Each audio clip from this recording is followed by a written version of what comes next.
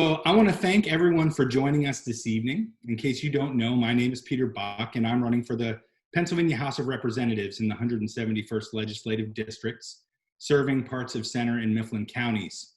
For the last decade plus, I've volunteered for community nonprofits. I've worked as an educator in secondary schools and at Penn State, and through service in local and regional government.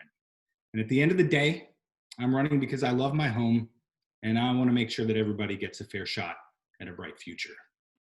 And that's why I'm hosting these forums. There's a lot to cover and a lot to learn. And as your future representative, you should know that when it comes to making decisions, I always seek out the voices of those who are affected by issues and people with expertise. You can see this at work in my previous panels on COVID-19, on rural broadband, on race in America, on climate change, and just a few weeks ago on gerrymandering.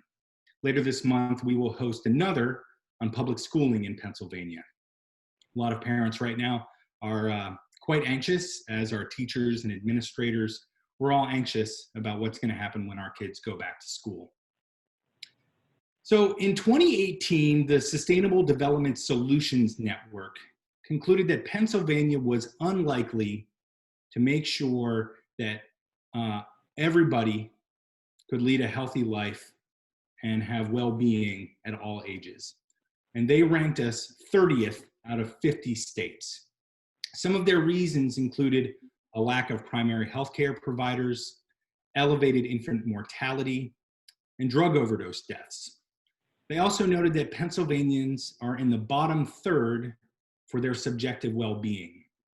That is, meaning that we ourselves don't think that we're really doing all that well. With nearly 1/4 of the Commonwealth's population, about 3.5 million people living in rural counties, we are a state that faces a lot of rural issues. And the 171st district, which I seek to represent, includes rural municipalities, especially out in Penns Valley and in Mifflin County. Strong traditions keep communities together, and folks continue to support one another, but individuals, families, and our many little towns and dispersed rural communities struggle to deal with a lot of issues. And what are they, and how can we work on them together? To answer those questions, I've asked 3 health advocates and professionals to join me this evening to talk about it. Each of them is here to help us understand, and their presence, by the way, should not be construed as an endorsement of my candidacy or my campaign, but they are just here to help us understand and help us decide what to do best. Lisa Davis is the director of the Pennsylvania Office of Rural Health, where she is responsible for the overall direction and leadership of the State Office of Rural Health, including ensuring that the office meets its mission of being a source of networking, coordination, and technical assistance to organizations focused on rural healthcare delivery, developing and sustaining linkages with state and national partners, and seeking ways to expand the office's role in enhancing the health status of rural Pennsylvanians. I have also known her since I was 8 years old. Kelly Braun, RDH, MSDH, serves as the Dental Delivery Systems Coordinator at the Pennsylvania Office of Rural Health. A registered dental hygienist and a public health dental hygiene practitioner, Kelly worked in a hospital-based clinical practice prior to coming to the Office of Rural Health. She holds an AS and BS in dental hygiene, both from Pennsylvania College of Technology. She also obtained a Master's of Science in Dental Hygiene with an emphasis on education from the University of Bridgeport in 2013. Finally, Commander Edward J. Tracy III is a State College native and graduate of the Pennsylvania State University, where he was commissioned as a naval officer through NROTC. After retirement for the U.S. Navy, Ed worked as a medical support assistant at the State College Veterans Administration Community-Based Outreach Medical Clinic. He is currently enrolled at Penn State, pursuing a Master of Health Administration and serving a residency with the PA Office of Rural Health. Thank you each so much for being with me here tonight. So I'm going to start with a great big question. And Lisa, I'd like to start with you. What do we need to understand about health and healthcare in rural Pennsylvania? Well, Peter, I am glad you asked. And I do want to say, first of all, thank you so much for wanting to focus on rural health. I don't know that many folks really understand that there is a difference between urban health and rural health, but there is. And we're going to be talking about what some of those differences are. Pennsylvania as a whole is considered to be one of the most rural counties in the country. And up until the 2000 census, we had the largest number of residents who were living in areas that are designated as rural.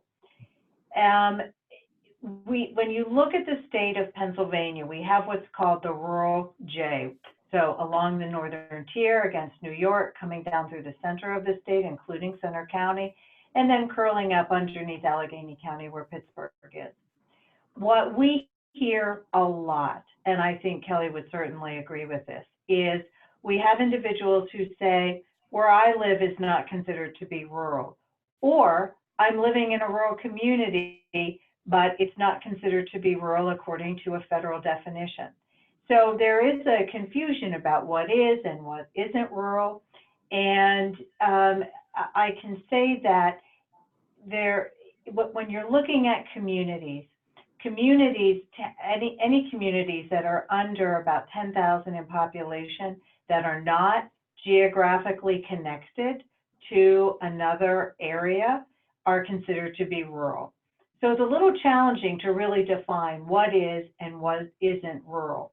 I'm so glad that you want to talk about rural as it relates to Centre and Mifflin counties, because those counties tend to be quite interesting in their rural-urban makeup.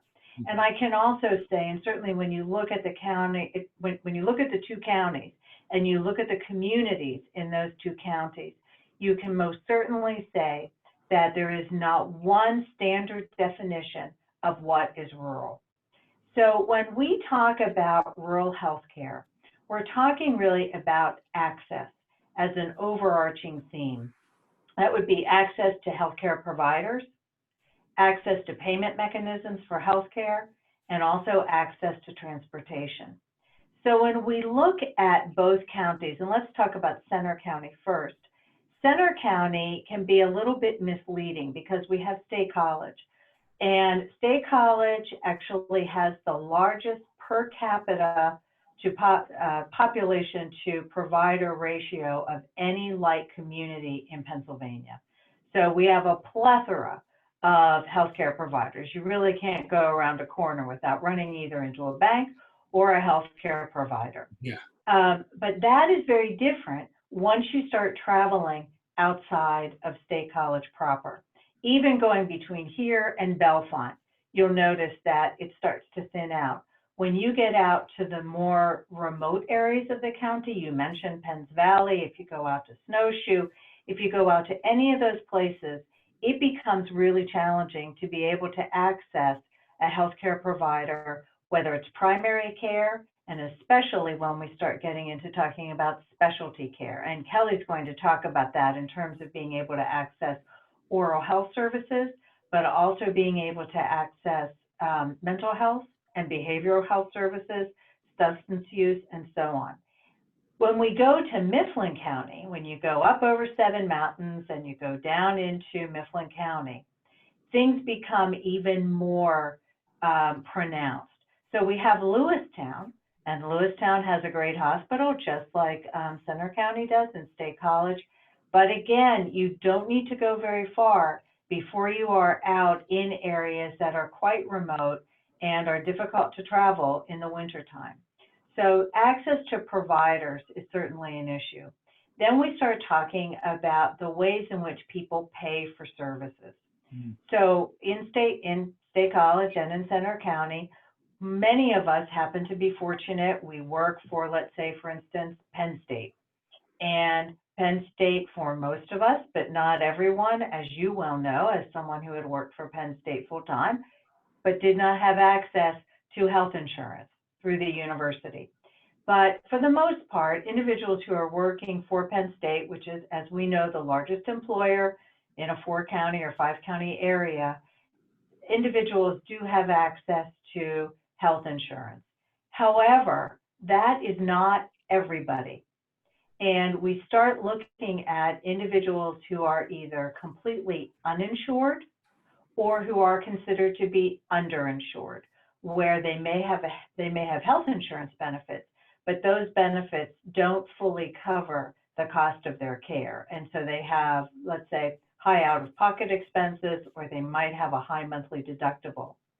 Move over into Mifflin County, where we look at a lot of small employers.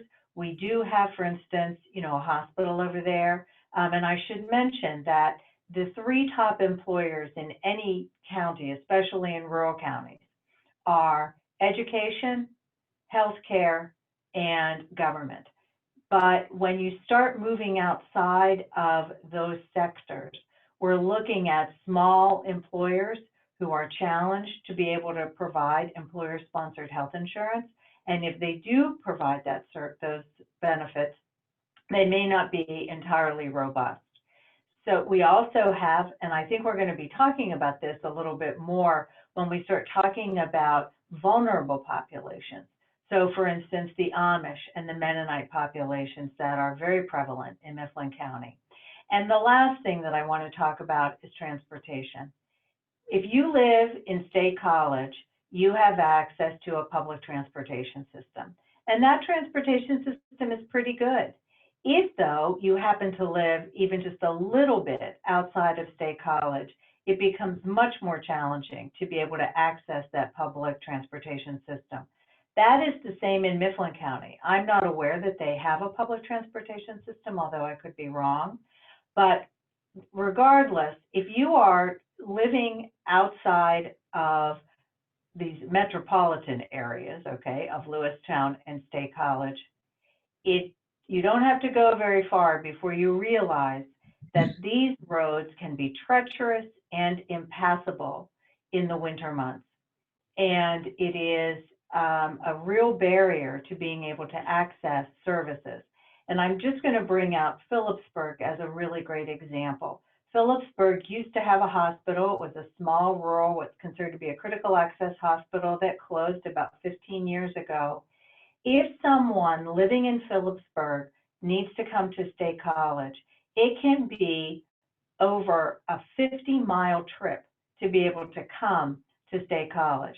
And you have to come up over Phillipsburg Mountain, which, as many of us know who have traveled that can be a really treacherous road in the wintertime. So those are really the three big issues that we talk about when we talk about rural healthcare and why rural and urban are different. And I'm sure we'll go into some other differences as well as we go further into the program. Yeah, for sure. I mean, I'm just thinking about like a corner of the 171st, like Millheim, out of Millheim, what do you do? You come in, you come into State College. Do you go over the mountain to Lewistown? It might depend on the time of year, but then it might depend on who your insurer is and so I can really see how there, or maybe in Spring Mills, I mean, that corridor in the Penns Valley can really be, people there can be facing some pretty serious issues. CATA, the Center Area Transportation Authority, doesn't serve there, right? So, sort of intuitively, you can see how these things can stack on top of each other. Now, in the 2016 PA Rural Healthcare Status Check that you provided to me, and I know you said it's being updated even as we speak, and so I'm sure you're going to be giving us more updated information. Three things that really stuck out to me and go with what you're saying is that income inequality, unequal schooling, or school access, excellence of schooling, and broadband access all can stack up on top of the issues that you're talking about as well. How do those play into it? And then maybe from there we can get into some of the individual sectors that we might want to address. Do you want to take that, Lisa? So, yes. Okay. So let's talk a little bit about income inequality. So the general knowledge right now, and the ways in which healthcare and health status are being reviewed is really looking through the lens of the social determinants of health, meaning where you grow up, the community in which you live, the safety of that community, your access to educational and cultural opportunities, access to nutritious foods, and other kinds of determinants like that have a great impact on your health status.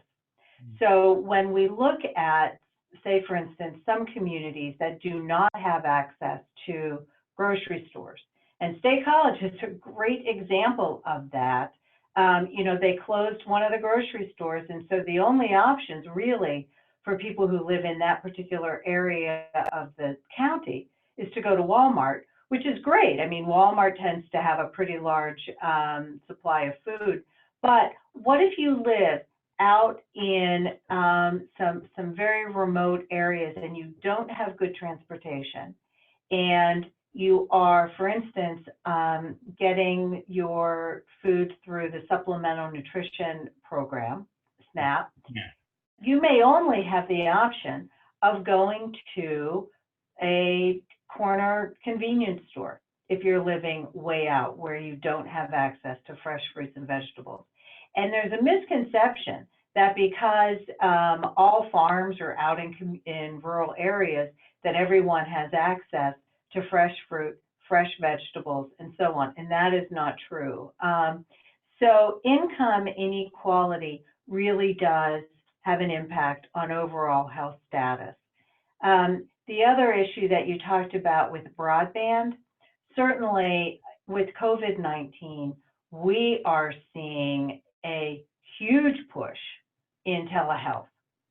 And in now what that has brought out is what rural advocates have been talking about for 15 years, is that just like there was the decision at the beginning of the 1900s that everybody needed access to electricity, that is now moving to say everybody deserves access and should have access to high-speed internet.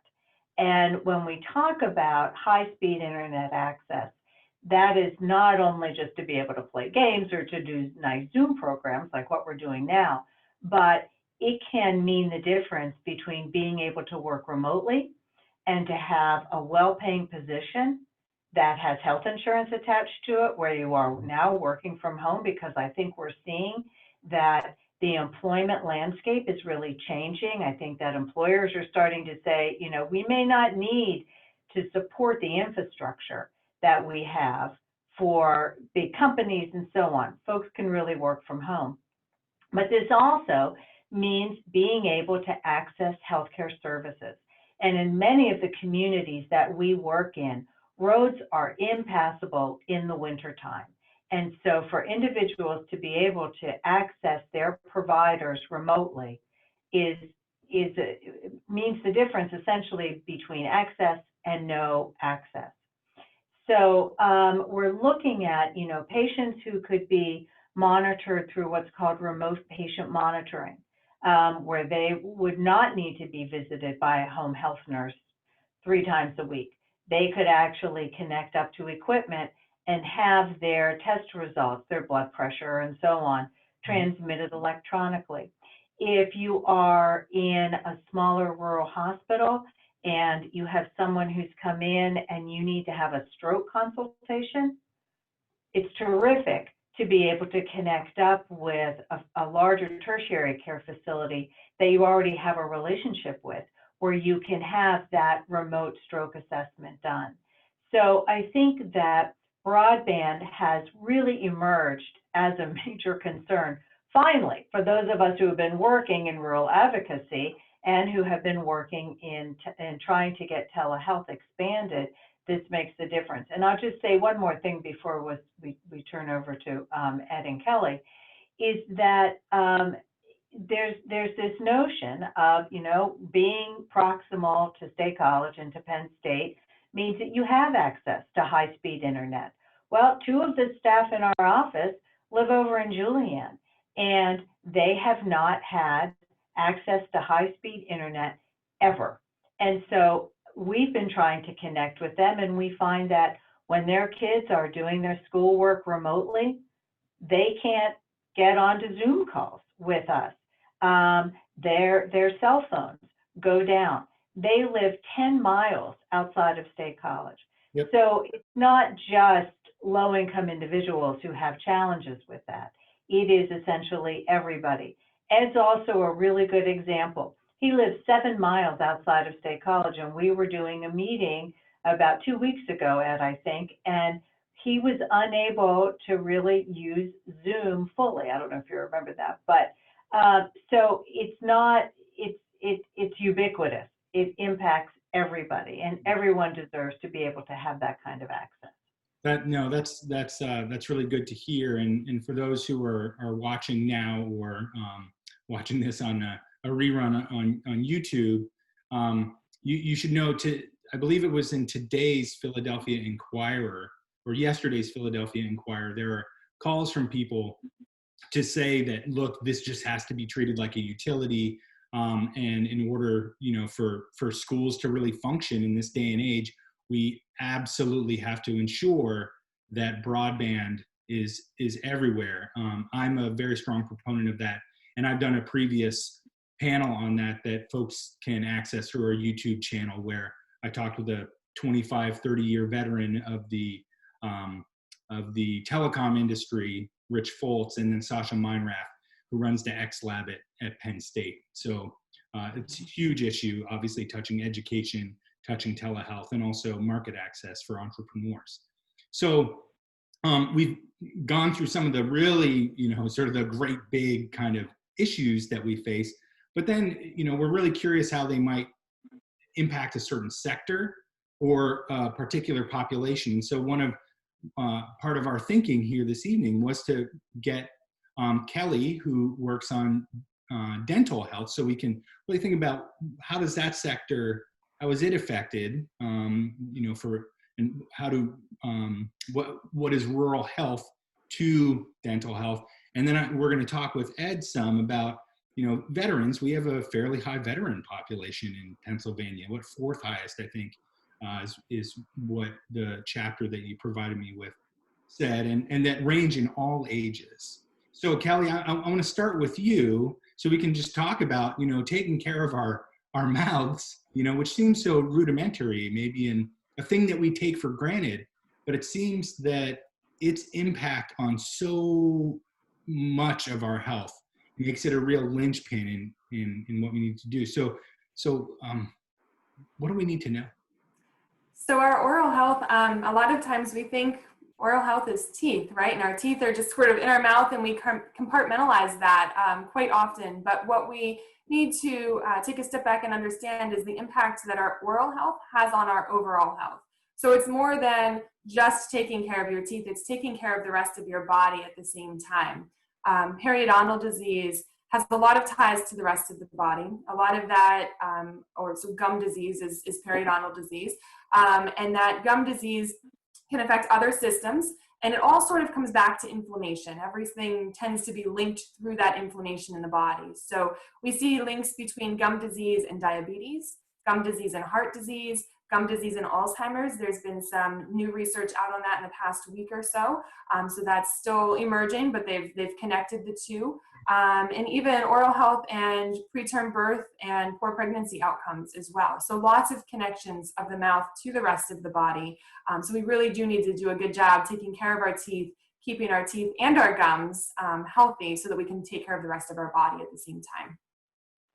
Right. So there are programs in Pennsylvania in sort of different places. So schools, like I remember when I was in school, we learned, brushing our teeth and all of that. And I take it that that's still going on. Is that evenly distributed across the Commonwealth? What needs to be done there? So with schools in particular, every school has to have an oral health program. They can do that one of two ways. The bulk of school districts, there are 500 school districts in Pennsylvania, the bulk of them have a mandated dental program.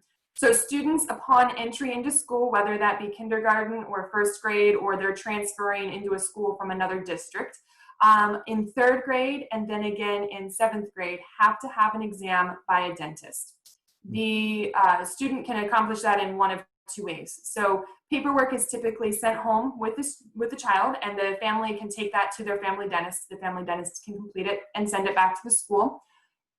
For children that don't have that access to a dental home, so a dentist that they see regularly, there is a school dentist. So the school district is contracted with a dentist who will come in and provide those exams for the children that need them in those grades. So that's one way. The second way is the Dental Hygiene Services Program. There are, I think, I just heard this number the other day, I think it's about 30 school districts going into this upcoming school year that have a dental hygiene services program. So 30 out of 500. And that means that these districts actually have a dental hygienist on staff. So much like a school would have a school nurse, they also have a school dental hygienist. And that school dental hygienist not only provides screenings for students in those mandated grades, but they also are able to go into the classroom and provide that classroom education to students about oral health. So they have some teaching certificates as well as that dental hygiene knowledge to be able to then teach and educate school children about taking care of their oral health and about those ties to the rest of the body. But again, that's only in about 3 districts in all of Pennsylvania. Mifflin County, they are all mandated dental programs. And Centre County, again, some lapses in the data. I know that 30 number is up and coming. When we looked at it with the 2017 data, I believe there were 3 schools, maybe 1 district in the county that actually had a dental hygiene services program. So quite a vast difference there. So, that sounds like spotty, right? At best. Not that, right, spotty at best. And so if kids don't develop good oral hygiene habits, then going through life, if you don't have those good habits, then all these other issues that you were talking about, some of them that can easily start earlier in life or knock on earlier in life. So thinking about, relationships between, say, obesity and diabetes, and then if you don't have good oral health, those all 3 of them can feed into each other, if I understand right. Absolutely. So those can cascade throughout life, and then if you get later in life, what challenges do older populations, because we have a very significant aging population in Pennsylvania and in rural Pennsylvania especially. I think one of the biggest challenges in terms of oral health and aging populations is Medicare. There's actually no oral health benefits as part of a standard Medicare plan. Some of the supplemental plans do provide them. A lot of times they are very limited benefits, but Medicare itself does not provide any dental benefits. And so sometimes as you get later in life, that might be where you need those dental benefits the most. That might be where you're facing things like restorations or crowns or potentially extractions and dentures. And if you don't have that coverage with your insurance, it can be very costly and sometimes prohibitive in order to have those services.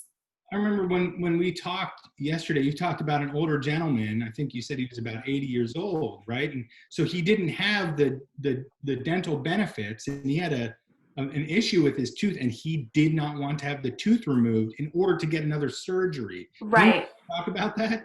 So a lot of times when we're thinking about things like heart surgeries, cancer treatment, even joint replacements, a lot of times physicians, recognizing the ties between oral health and systemic health, will require a medical clearance.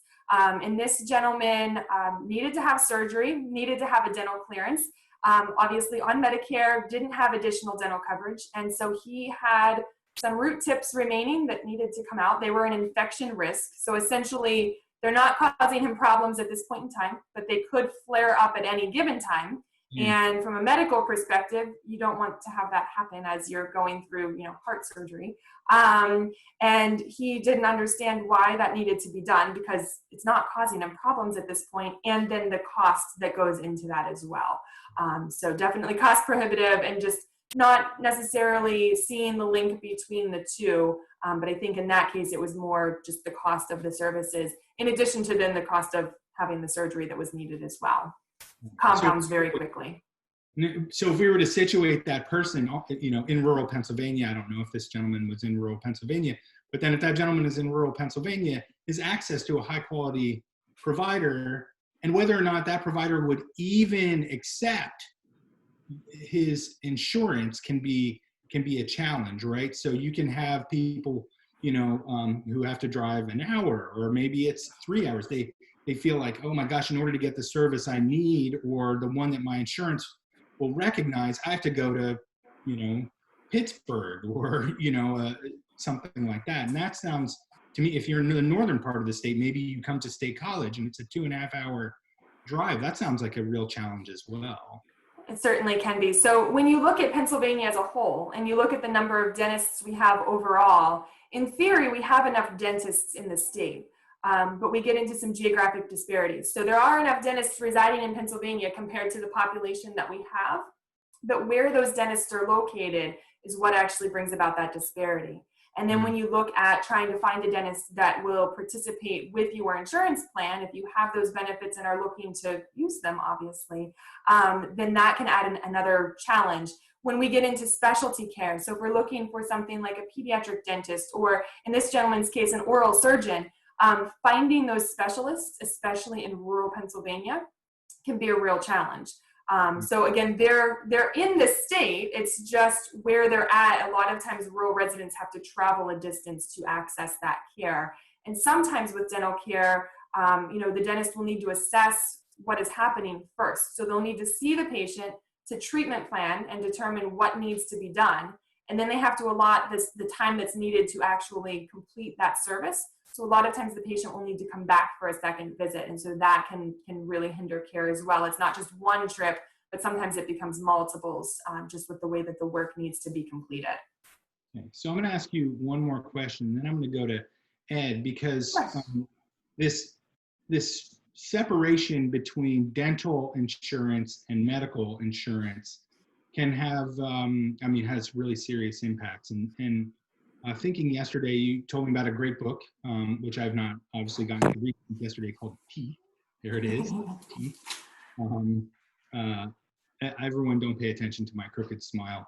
I have like the most jammed up teeth in the world. Anyway, there's a story that you told me about a boy named Diamante Driver, right? That I think, so we were just talking about late in life issues, but we shouldn't, you know, lull ourselves into thinking that there can't be really serious impacts on young people, right? And that all kinds of insurance issues can drive other problems. So can you tell us this story?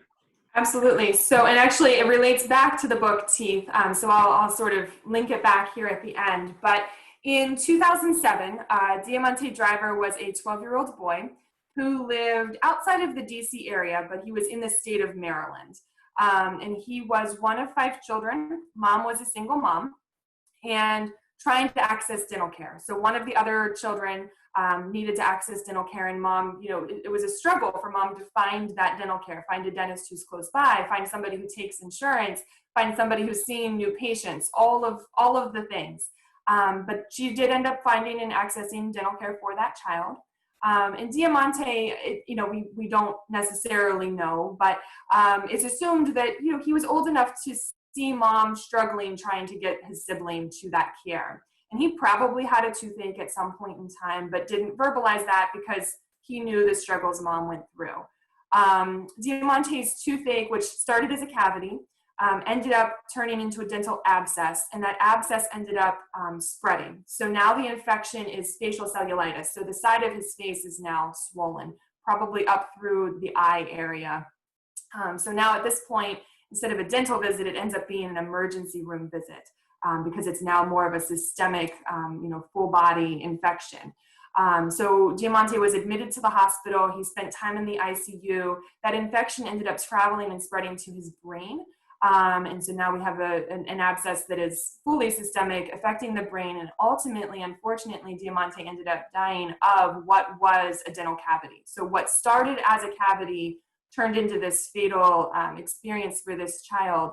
And that's not the only story. That was one that really hit the news. And actually, Mary Otto, who wrote this book, Teeth, covered Diamante's story. So she followed it, as he was insured by Medicaid and they struggled to access care. And so she covered and followed all of that and really took an interest in oral health.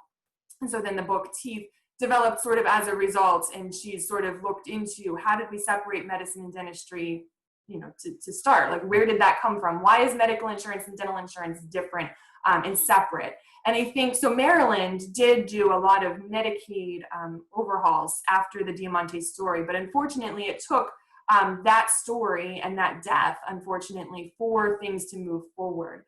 Even looking at Pennsylvania, if we look at children and their insurance, our Medicaid plan for children does a pretty good job of insuring kids in Pennsylvania and providing that coverage that they need. Even if we stop and think about a lot of employer-sponsored insurance plans, so often employers will give employees health insurance, but there may not be dental insurance connected to that. And so then kids, in those instances where there are working parents, they may not qualify for Medicaid, they go without dental insurance. The other alternative would potentially be CHIP, but CHIP in Pennsylvania, you cannot purchase just the dental insurance portion of that. You have to get, it's all or nothing. So it's health insurance with dental insurance or nothing at all. And so for those families that are sort of in between, they're working, they don't necessarily qualify for Medicaid, they may qualify for CHIP, but that's an additional expense. They can't get just that dental portion that they may need. And so that certainly is a challenge in our state. Well, I mean, that was... And Peter, can I just add one quick thing? Kelly knows this much more than me, but not-for-profit hospitals are required by law to treat anyone who comes to their doors, regardless of their ability to pay. And we have two really great emergency departments in the district. So we have Mount Whitney Medical Center and Geisinger Lewistown. And those emergency departments, and this is the situation across urban and rural health, is that those emergency departments tend to be for individuals who have no health insurance. They tend to be the primary place where individuals get their care. And dental services and mental health issues are the two top visits to emergency departments. So that, in the ED, they get treated. Absolutely, they get treated. They get treated, though, for the acute issue. There's no way for an emergency department to be able to address underlying mental health or dental health issues. It's just beyond their scope of what they do. Their regular way of doing things is to treat the condition and then refer the patient out to their primary care provider or to their dental provider. So if you don't have a medical or dental home and you are uninsured and you have not established a relationship with a dentist or a primary care provider, there's no place else to go. So you've gotten the antibiotics, but let's say the tooth needed to be pulled. Well, they're not going to do that in the emergency department. So not only is that not the best source of care for situations like that, it also is not the least expensive or most financially sound way to treat that care, because emergency department visits are very expensive. And the other part of that is not only, so they're typically, if you go to the emergency room with dental pain, you get two things. You get an antibiotic, which treats the infection for the time being until it flares up again, and you get an opioid, generally. And so with the opioid crisis, that just further compounds things, because it's more prescriptions being written that may not need to be, if we, and excuse the pun, but if we treat the root of the problem, by having the tooth extracted or having the tooth filled, we wouldn't need to be giving those prescriptions necessarily, and not over and over on repeat, because those same patients tend to keep returning to the emergency room when the infection returns. So I think this, we could really keep going with this and all of the sort of insurance issues that we see, and I think that last issue really gets at some of the national debate about, coverage, universal coverage, private, public options, all these sorts of things. And then the way that that could play out in rural Pennsylvania on just an issue like oral health care.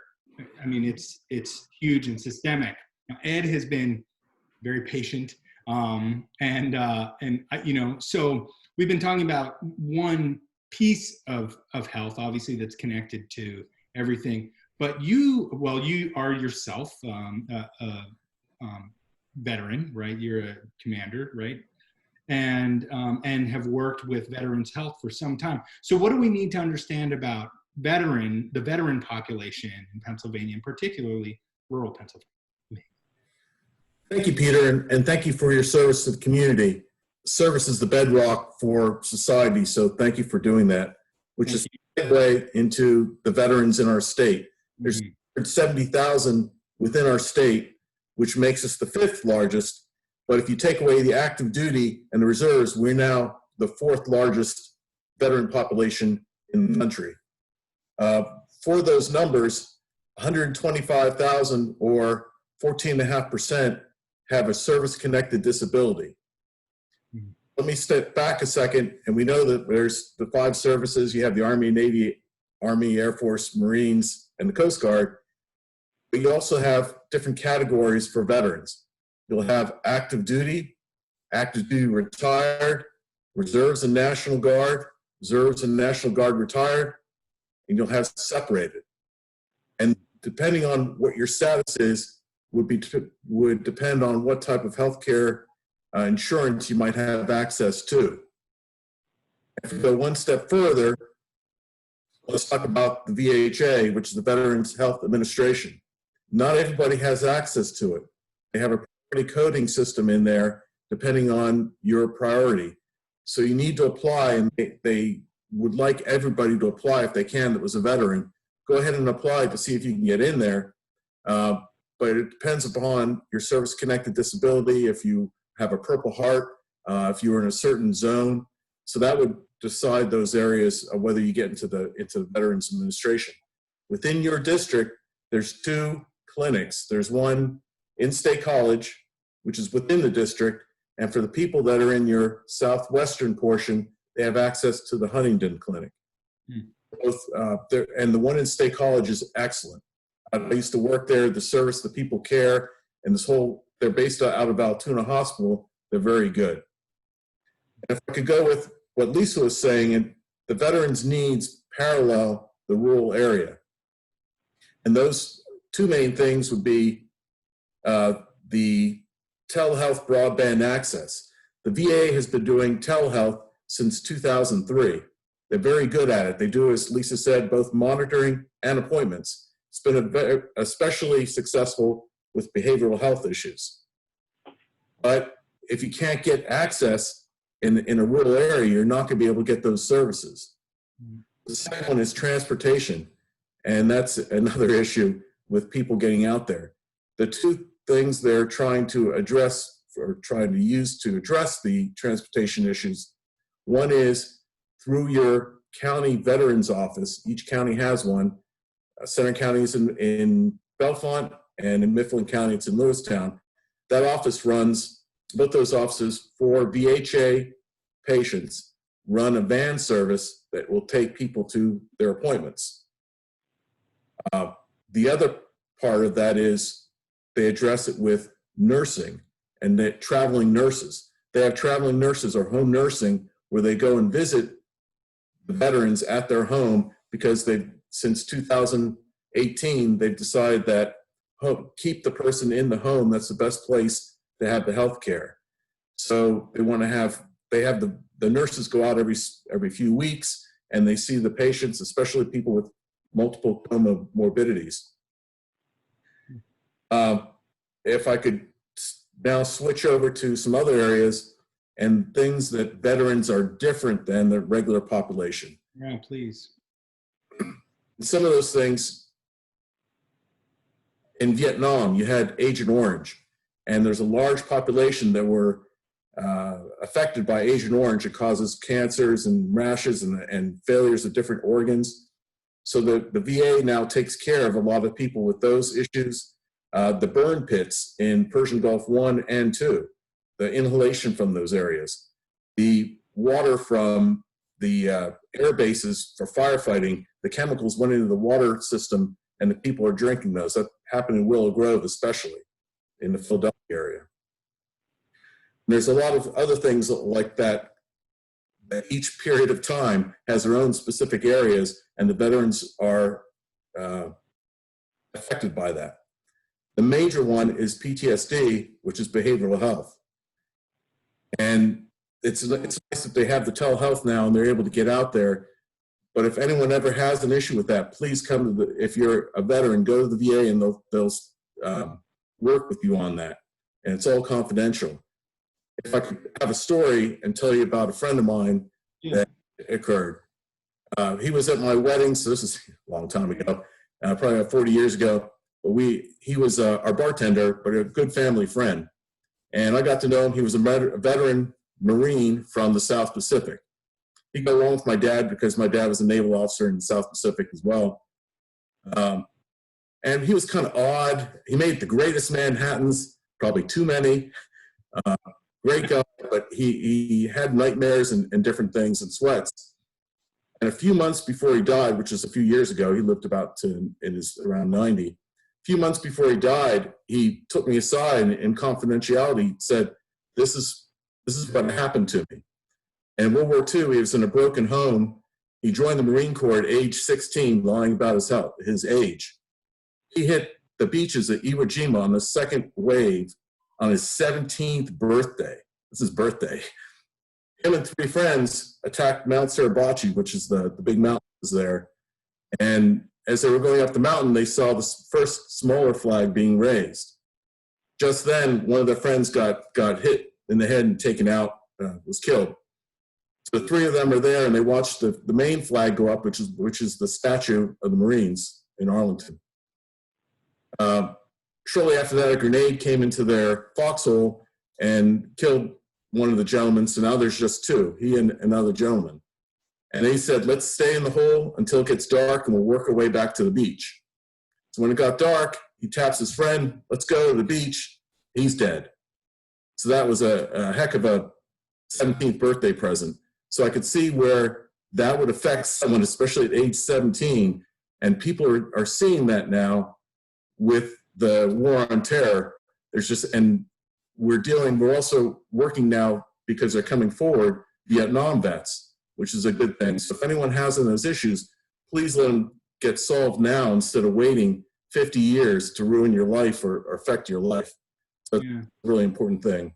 So, yeah, I mean, I remember when I was a kid, so I was born in 1976. So a number of my friends growing up, they had, some of their fathers had served in Vietnam. And I remember one of my friends, I won't say his name, but he had stories from when he was a kid about when there were thunderstorms.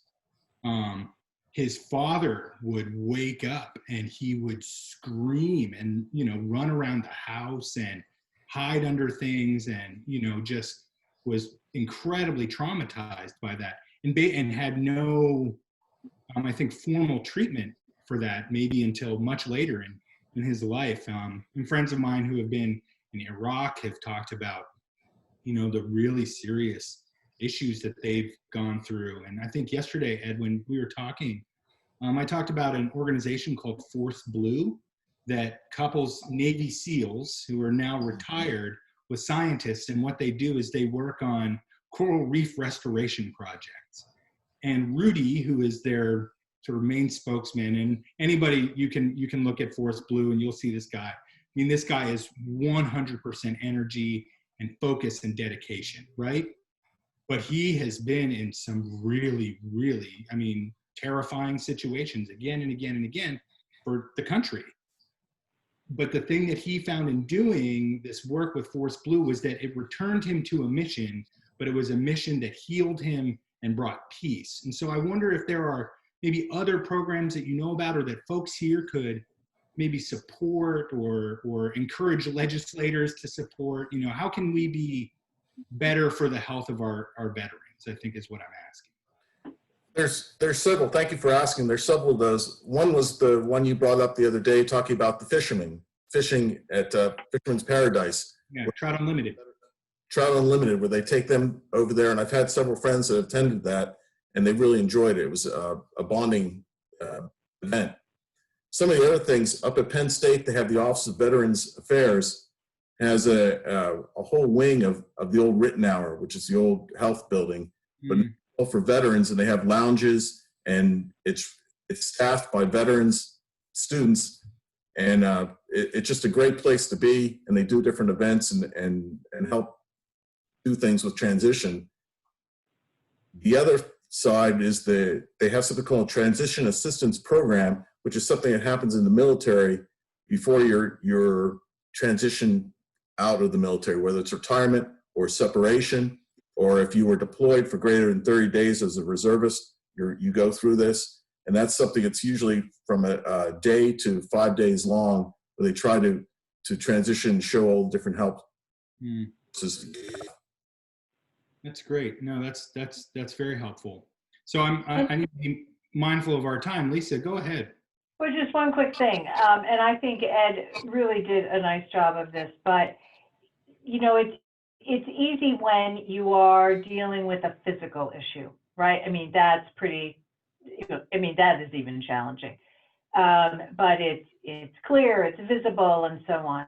I think what we are certainly seeing, and what Ed has talked about, and now we're seeing with the Gulf War, is all of the mental health concerns and the significant level of depression with those who are coming back from war, and the rise in suicide among veterans. So, you know, there is this enormous stigma around mental health. And I think especially for those who consider themselves to be brave, and, you know, it's hard to say, I'm really depressed and I don't know where to go. And, you know, if you can't access the community-based outreach clinic in Huntingdon, or you don't know that there is the one here in State College, where are you going to go to get that mental health treatment? You know, it's difficult in rural communities where essentially everybody knows your truck or your car. If you're lucky enough to have a freestanding mental health clinic, it's really challenging to be able to park outside because your neighbors are going to see that. We actually saw that in one of the counties in Pennsylvania where they did have a freestanding mental health clinic, very low utilization. They moved the clinic inside the hospital and the utilization rates jumped. So I think especially when we're talking about veterans who have these very significant traumatizing experiences, we need to make sure that in rural communities we're able to care for them. Yeah, and you know, I think about, you know, people, and I mean this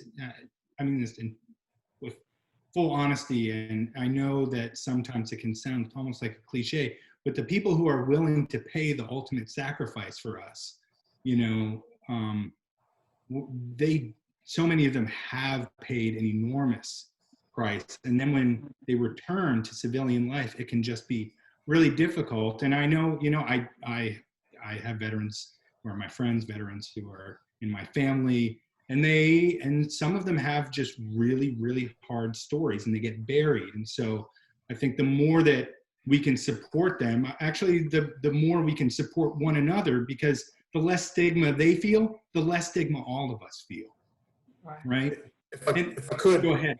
They're definitely not alone. There's others like them. They're not an individual that is having problems. There's other people that have concerns and issues that they have to work through. And usually it works out best when you work together to solve the issues. But everything's confidential through the VA or through, if you can do that through there. Yeah. No, this has been so incredibly informative, and there are a couple of issues that I was really hoping we would get to. And so I'm going to say right now, we're going to do another one I'm going to do another follow-up on this one because we really need, you just talked about suicidality and depression. And mental health, not just among veterans, but among all of us, is an enormous concern, such that I just read the abstract and conclusion of a study from Denmark showing that loneliness itself compounds all these issues, sort of the way that we were just talking about oral health. So we know that we have lots of isolated seniors, for example, in this area, and people who just become isolated, and that can lead to drug dependency, and that spills over into another issue of enormous consequence for Pennsylvania, which is the opioid crisis that we didn't really get to address. And when those things happen, who delivers those people to a healthcare facility? Our EMS. So these are three things that I know we didn't get to talk about. We only have an hour. But I'm going to say that we're going to do another, my campaign will do another one of these to help raise awareness about those as well, and we'll do our best to connect them. So I'm just making that promise to people here on the, who are watching and who are going to watch later. So I asked each of you also to help us with some takeaways before we leave, right? And so if there's some takeaways for us, and I'm going to go in reverse order here. I'm going to start with Ed again. There's one or two things that you would like people who watch this to understand or to do. What would that be? The first one, as you had mentioned, is behavioral health. If you're a veteran and you have any kind of issues, please go to the VA. There's a veterans crisis line. It's on there. I don't know if you could read that or it's backwards, but you can look it up online. You could call them. You don't have to be part of the VA. That would be one. We need broadband access. If we get Pennsylvania to get that out there, I know they're doing broadband auctioning for different sites, but we really need that to get to have health at home, which is the best place to have your health care. You can have visiting nurses, but having the telehealth at home, whether it's monitoring or appointments, is critical. Great, that's great. Kelly? So establish a dental home. Try to find somebody close to home that will accept your insurance, that you're comfortable and confident in working with, so that if you do have problems with your oral health, you have somewhere to turn to. But like I always told my patients, your job at home is way more important than mine as a dental professional. You should see your teeth twice a day. I only see them twice a year. So also brush and floss. Make sure you're doing those good things at home to take care of not only your mouth, but the rest of your body. That's great. I just want to note here too, I want to give a plug for education here, because Kelly can be seen as the product of a really great sort of pipeline program that affected her around her middle school and high school years and led her into a degree. So, I work at a university, and sometimes people think, oh, education is all about, people just want people to go to college. People just want everybody to go to college. And Kelly obviously got a master's degree. Ed's pursuing a master's degree, right? But her career began because of career and technical education. And that plays a really key role in a number of the healthcare professions. So I just wanted to give a quick shout out to that. Absolutely, absolutely. Yeah. And so Lisa, you're going to get the last word before I say thank you and good night. What do you want us to understand or to do? I want two things to be taken away from here. One is that rural health care is high quality care. And when we look at a number of the metrics, we actually see that the quality of care in rural communities and by rural hospitals can either meet or exceed that is provided in a tertiary care facility. So please use your local healthcare delivery system. The more that you use that system, the more robust it becomes. And talk with your healthcare providers, talk with your county commissioners, talk with your legislative officials. Tell them the stories that affect you and your community, because we need to have that kind of voice out there, and we need to have that investment in rural healthcare. That's great. That's great. So thank you very much, Lisa. Thank you, Kelly. Thank you, Ed. Thank you each for your passion, your focus, your intelligence, your skill, everything that you do at work. Ed, I suppose I should say thank you so much for your military service as well. You know, it's been great to have each of you on this call. So I want to thank everyone also who tuned in or who has tuned in after the fact with a recording. My name is Peter Buck. I'm running for the 171st Legislative District. And if you want to see more panels like this, you can find one on race in America, rural broadband, which we were just talking about, climate change, gerrymandering, and others, COVID-19. And what you'll see in each of those, much like this panel, is that we bring people together who are affected and people with expertise in the area of interest. I believe very much as a representative, and I have worked this way my whole time in local and regional government, that by listening to people who are affected and those who work in it most deeply, we can come to the best solutions. And these people do this right here in central Pennsylvania, which is why I'm listening to them. You can go to my website, buckforpa.com, and learn more about my platform, learn more about me. You can also, if you're so inclined, to volunteer or to donate. I would really appreciate that also. But thank you so much for joining us. Round of applause to our panelists for the evening. And I look forward to seeing you at our next panels, I promise, on mental health and those things I just brought up, and public schools in Pennsylvania. You all have a good night. Bye-bye. Thank you. Thank you.